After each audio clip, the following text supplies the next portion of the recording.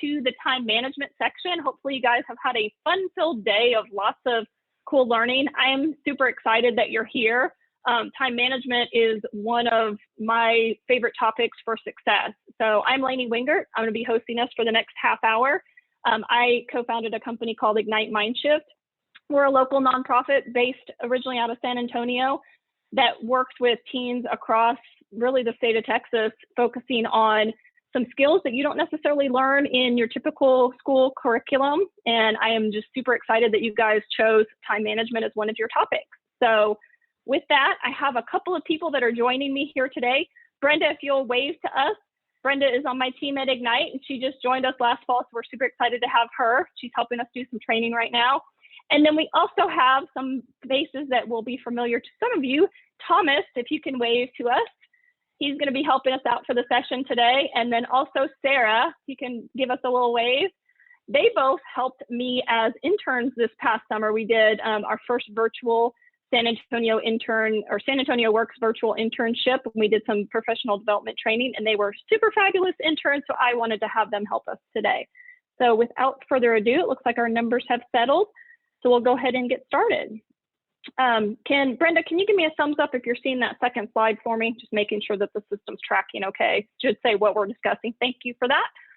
All right, so 3 big topics to cover really quickly. The first one on time management, we could talk about 100 different things, but the 3 that I wanted to talk about today are prioritizing your time and focusing on your goals. So really that's about seeing that end goal in mind so that you have that focus. We create a company of a word of the year every year. And our word of the year is focus, because that's really what it's all about, focusing on your goals.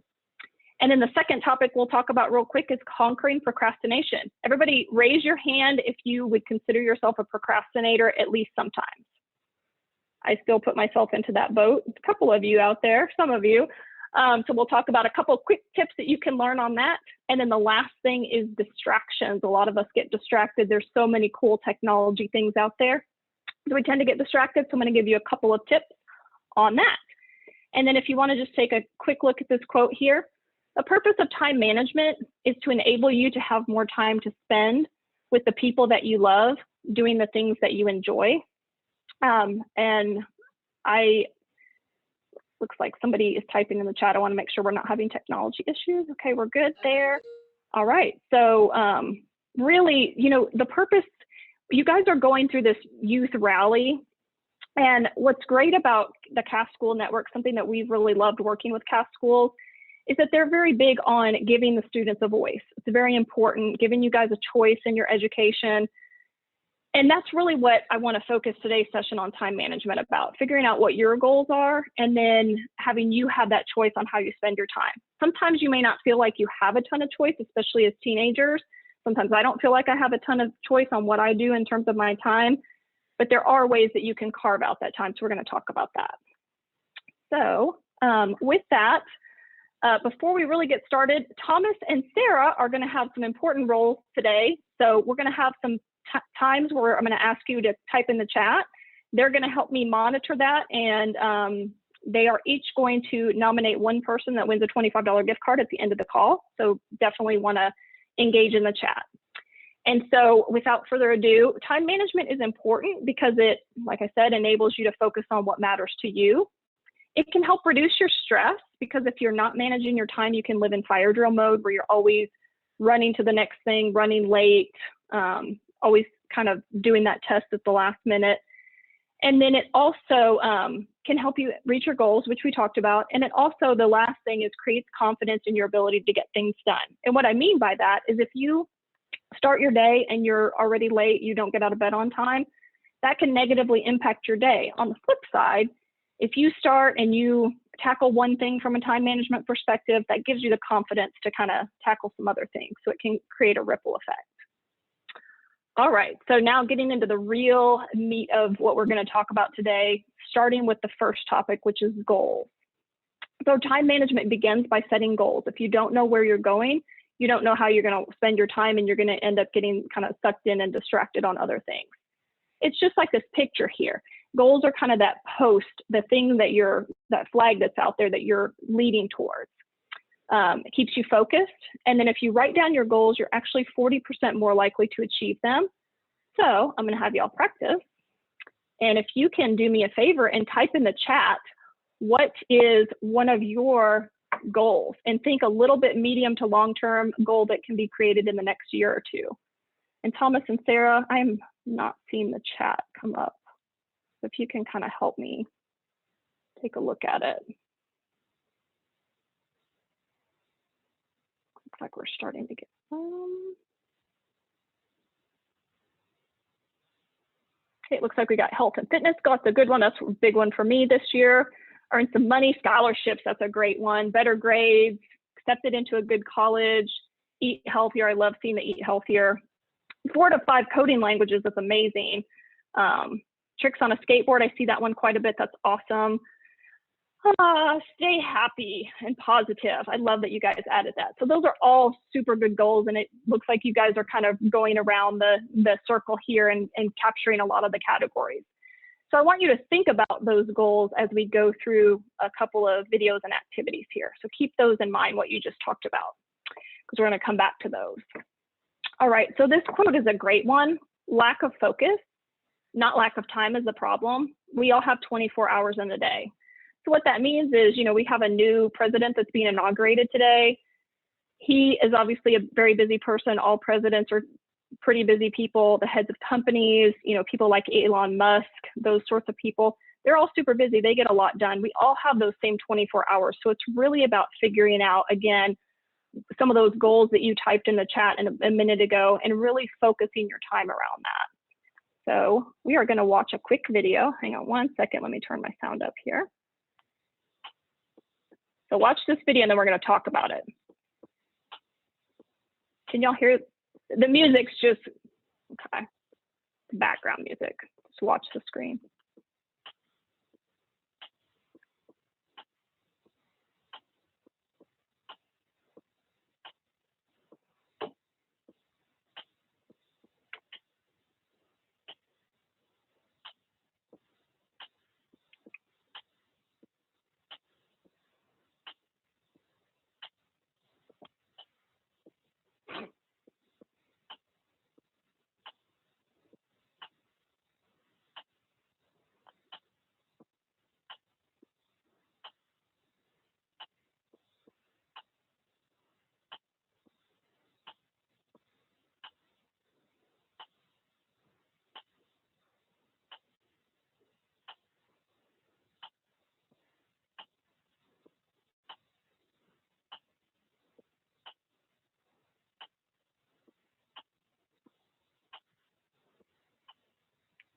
All right, so that was a very quick video.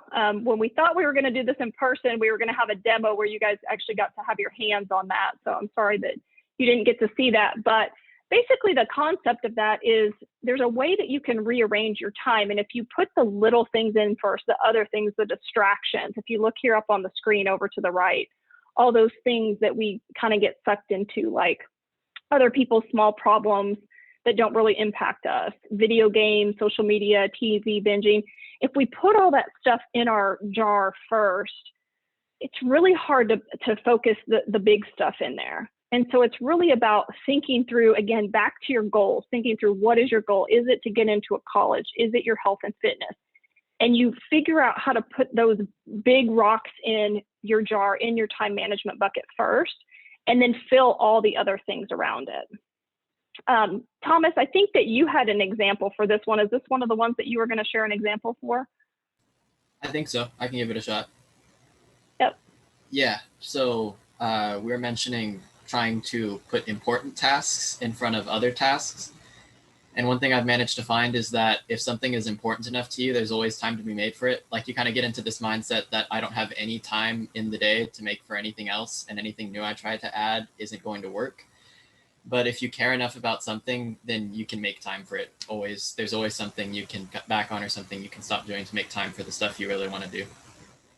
Yep, that's perfect. Thank you for sharing that example. And I love that I saw health and fitness in a couple of your goals, because that's a big one for me this year. And last year I just felt so busy that I was like, oh, I don't have time to work out, whatever. And this year I just kind of created a vision board and put that front and center. And so now there's little things that I do where even I have a lot of meetings back to back, and I can kind of control the agenda. So a lot of times I'll say, hey, instead of taking an hour-long meeting, I'll cut those back to 45 minutes and then go for a walk. I have a nice little walking trail right by my house. And so there's just so many little things like that that you can do.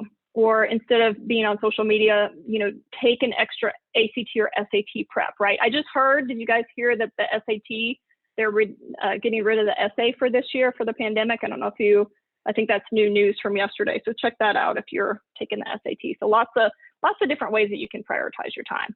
One thing before we get off of this slide, notice that the important tasks and the necessary tasks can sometimes be related.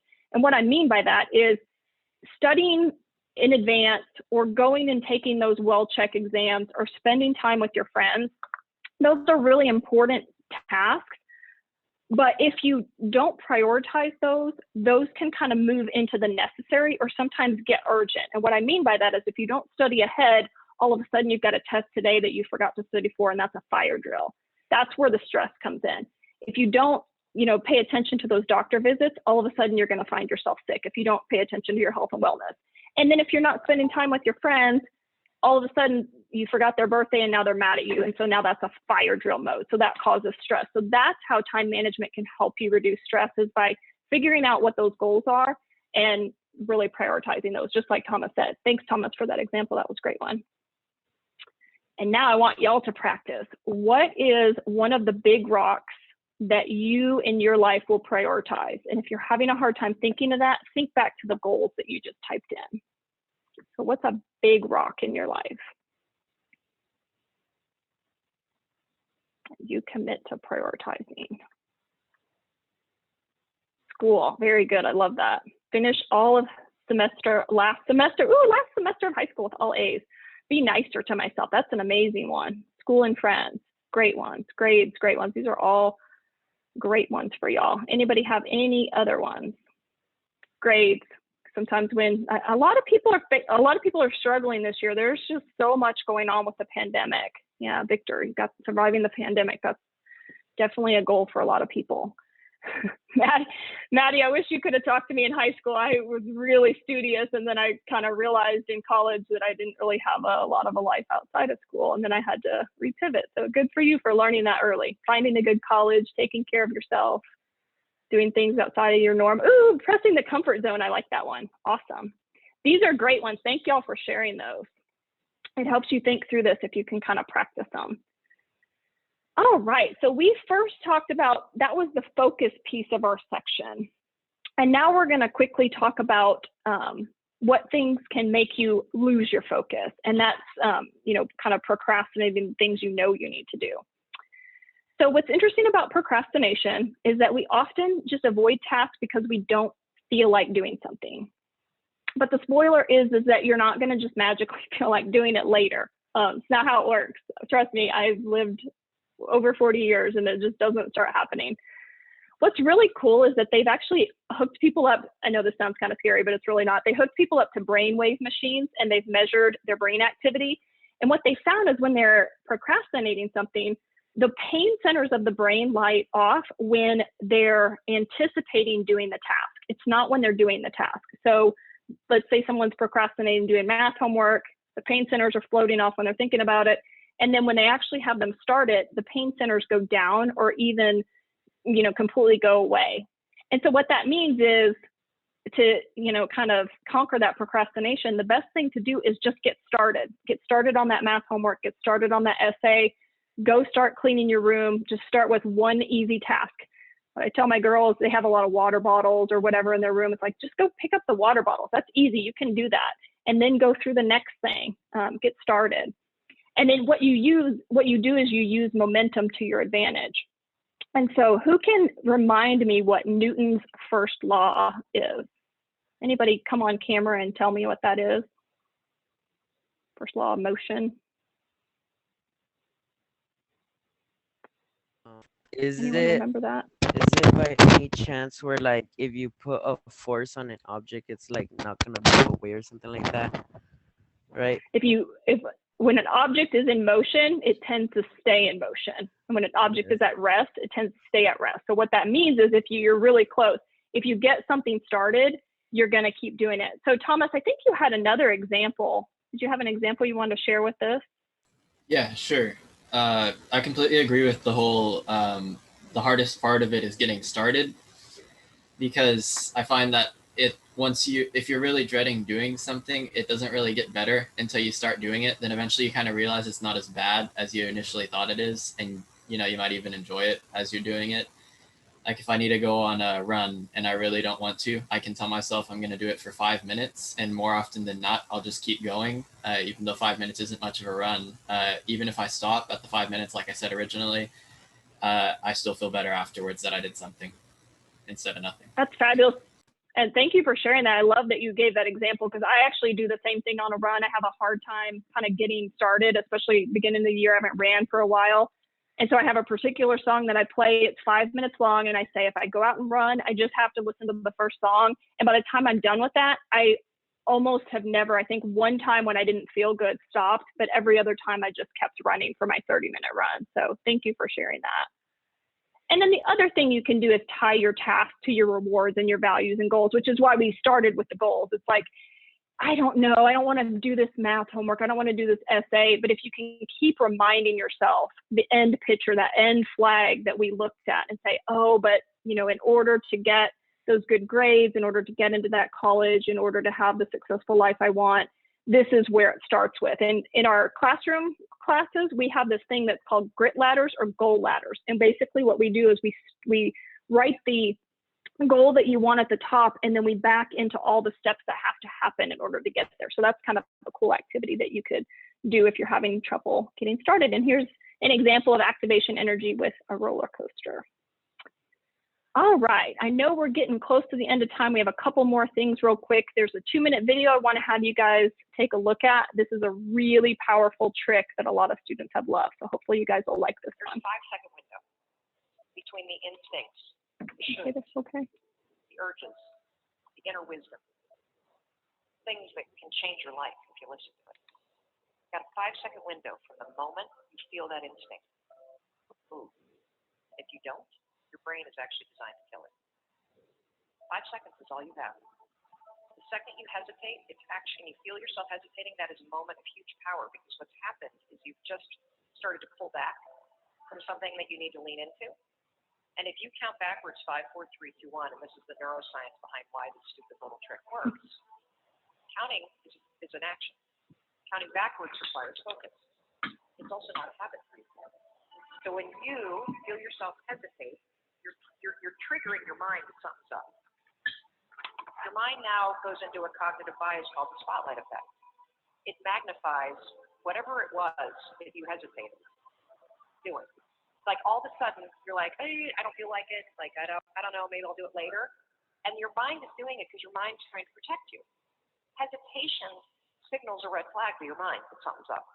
Just that small hesitation. It's a habit that we all have. Should you hesitate if you're getting a tattoo? Yes. Should you hesitate if you're gambling? Yes. Should you hesitate if you are signing a legal document? Yes. You need your prefrontal cortex for those things. You need to interrupt it, make a decision. Should you hesitate on making a phone call? No. Should you hesitate on speaking up at a meeting? No. Should you hesitate when you feel yourself starting to procrastinate and you know you have work that you should get done? No. You shouldn't hesitate at all. Should you hesitate in saying the thing that you really feel in your heart? No. You shouldn't. Should you hesitate and edit yourself when you're talking? No, you shouldn't. But we've all trained ourselves to. So it's actually this habit of hesitating. You start catching yourself. It's a huge moment of power because you have a decision to make, and you got to make it in the next 5 seconds. Are you going to go on autopilot and get trapped in your mind? Or are you going to 5, 4, 3, 2, 1 and awaken your prefrontal cortex and drive forward? All right, I love that video. I know she talks a little bit about, about some brain things. Ignore that. It's basically, if you find yourself hesitating, something that you know you should do, you can just count yourself down, 5, 4, 3, 2, 1. And I'm going to have you guys, if you're in a position where you're not in pajama pants or anything, where you're going to stand up and show us SpongeBob pajama pants or something weird, if you will, just like humor me, and maybe I'm going to like tilt my camera up so you guys can kind of still see my face when I get up here. I'm going to have us all count down from 5. We're going to pretend that we're getting up in the morning, because this is where a lot of my students in my classes have difficulties. They get that alarm and they want to keep hitting snooze. I want you guys to think about this the next time you really need to get up and you're having a hard time or getting something started. Mentally in your head, just go 5, 4, 3, 2, 1 and make yourself get out of bed. And we're going to practice that now. I'm going to count us down, 5, 4, 3, 2, 1, and I want you guys to stand up if you're able. All right, you guys ready? 5, 4, 3, 2, 1. Stand up. It's really just that simple. That simple. Just make yourself do it. Thank you guys for humoring me on that. And y'all guys can go ahead and sit down. Got you a little activity late in the afternoon. And then I want you to type in the chat, how do you think you could use the 5-second rule in your life? A lot of my students use it getting up in the morning. How could you use it to mentally count yourself down and make yourself start something?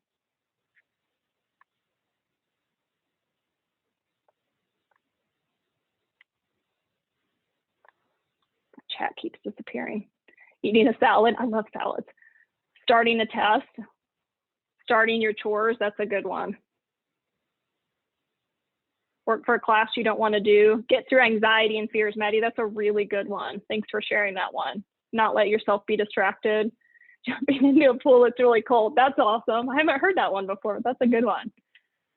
All right. Thank you guys for sharing that. And hopefully you'll use that. We've had depression, chores, and homework, lots of different things. We've actually had students that have really taken that under account. And a lot of them, like I said, it's getting up in the morning, but there's so many other things that you guys are mentioning that has really helped them. So hopefully you guys will give that one a shot.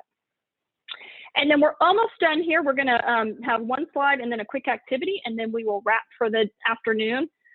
So the power of focus. Multitasking, a lot of us do it. We'll be texting while our mom or our sister or somebody comes in to talk to us, or maybe a teacher, but it's a myth. You can't do 2 things at a time. Your brain is rapid task switching, which means just going back and forth. And so how much time would you guys say it takes you to refocus if you're interrupted? Raise your hand if you would say, sorry, my screen just went crazy. 3 minutes? Anybody say 3 minutes? What about 7 minutes?